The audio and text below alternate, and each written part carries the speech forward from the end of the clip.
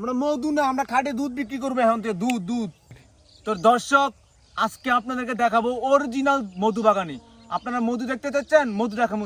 Cameraman এদিকে সব দেখেন ভাই, এই যে এগুলো কি আমার ক্ষেতের ফসল, মধু, এক নম্বর মধু, কথা নেই কোনো মধু। দেখছেন ক্যামেরাম্যান এদিকে তোমার দেখায় মধু দেখাতেছে নে, দেখো লাল লাল মধু, পুরো খাঁটি বাংলার মধু, অরিজিনাল মধু ভাই, অরিজিনাল মধু। হ্যাঁ, তো দর্শক এই জমিটা হচ্ছে কুমিল্লা জেলার। এতক্ষণ একটু মজা করছি, আজকে আমি মিষ্টি কুমড়ার যে জায়গাগুলো দেখাবো।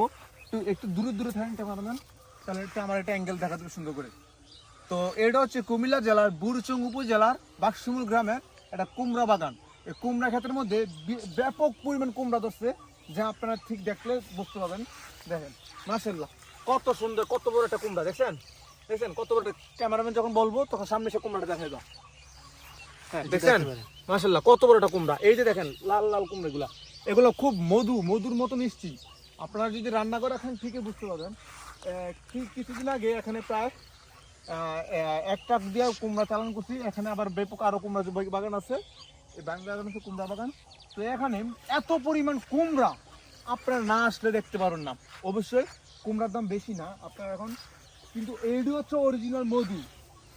এই দেখেন অরিজিনাল মধু, দেখেন মধু, দেখছেন মধু মধু মধু ভাই দেখেন একদম খাঁটি, একদম খাঁটি মধু। এই দেখেন, দেখছেন একদম অরিজিনাল, একদম অরিজিনাল মধু, কোনো কথা নাই বার্তা নাই।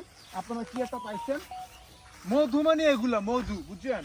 এগুলো হচ্ছে মধু। তো ক্যামেরাম্যান একটু ঘুরে দেখা যেত মধু বাগানগুলো।